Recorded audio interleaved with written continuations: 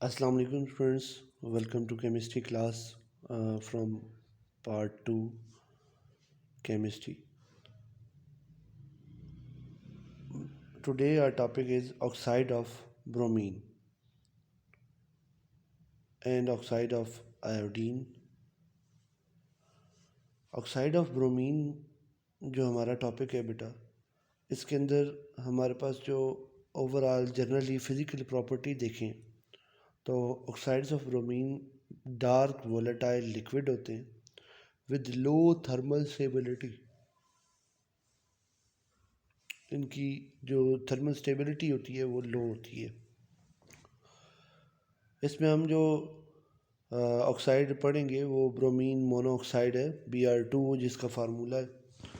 उसके लिए प्रेपरेशन लिखी हुई है कि it can be prepared by the reaction of bromine vapours with mercuric oxide. कि जब आप मर्क्यूरिक ऑक्साइड मीन्स HgO इसको लिखेंगे इसके फार्मूला को। मर्क्यूरिक का मतलब ये होता है कि जिसके अंदर मर्करी की जो वैलेंसी है वो +2 हो।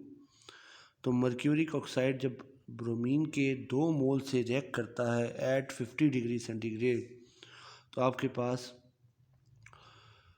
जो मेन कंपाउंड है, जो हमारा रिक्वायर्ड कंपाउंड है, वो ब्रोमीन मोनोऑक्साइड बनता है।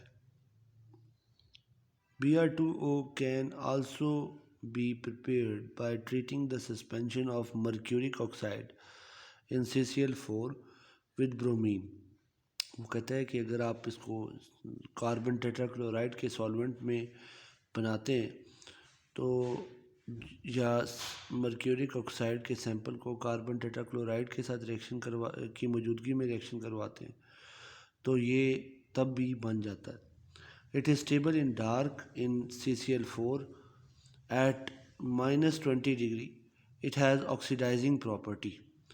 क्योंकि ये ऑक्साइड्स हैं तो इनकी ऑक्सीडाइजिंग कैपेसिटी होती है।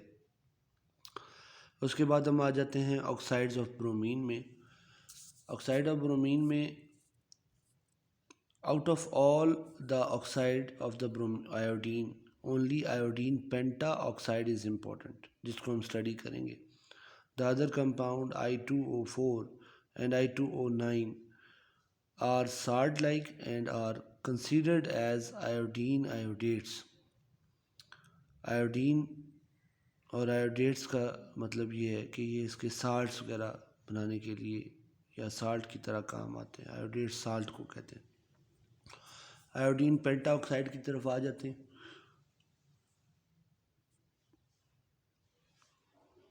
आयोडीन पेंटा ऑक्साइड I2O5 जो है उसको बनाने के लिए आपने iodic acid HiO3 iodic acid के 2 मोल्स को 250 डिग्री पर आपने हीट करना है, जिसको हीट करने पर आपके पास आयोडीन पेंटाऑक्साइड और वाटर आ जाएगा। ये एक वाइट क्रिस्टलाइन सॉलिड है जो कि स्टेबल है 300 डिग्री तक। इट हैज़ पॉलीमेरिक स्ट्रक्चर, इसका एक चेंज स्ट्रक्चर होता है। It is insoluble in organic solvent. Organic solvent के अंदर ये इनसॉल्युबल होता है। It forms iodic acid with water. कि अगर आप इसमें I2O5 के अंदर वाटर की क्वांटिटी ज़्यादा रखें, वाटर के साथ मिक्स करें तो आपके पास ये वापस रिवर्स होकर 2 आयोडिक एसिड के मॉलिक्यूल या मोल्स बना देगा। इसकी भी ऑक्सीडाइजिंग प्रॉपर्टी है। इस वजह से ये H2S के साथ रिएक्शन कर सकता है, HCl के साथ रिएक्शन कर सकता है, HCl के साथ रिएक्शन कर सकता है और कार्बन मोनोऑक्साइड के साथ रिएक्शन कर सकता है। जब आप 5CO मतलब 5 कार्बन मोनोऑक्साइड को रिएक्शन करवाते हैं 5 मोल्स को I2O5 से तो वो आयोडीन और CO2 में कन्वर्ट होता है। आप देख सकते हैं कि आयोडीन जो है आयोडीन पेंटाऑक्साइड आयोडीन में कन्वर्ट हुआ है और कार्बन मोनोऑक्साइड जो है वो कार्बन डाइऑक्साइड में कन्वर्ट हुआ है। इसके लिए क्वेश्चन आपके बोर्ड में ये आ सकता है। यहाँ से एक तो प्रेपरेशन के ऊपर से लाजमी आएंगे, वो तो आपको पता है। वो तो आपको सारा याद करना है। इसका एक डिफरेंट सा क्वेश्चन बन सकता है कि how carbon dioxide is formed from iodine pentoxide. तो आपने आयोडीन पेंटाऑक्साइड का रिएक्शन करवाना है कार्बन मोनोऑक्साइड से ताकि कार्बन डाइऑक्साइड बन जाए। Thank you.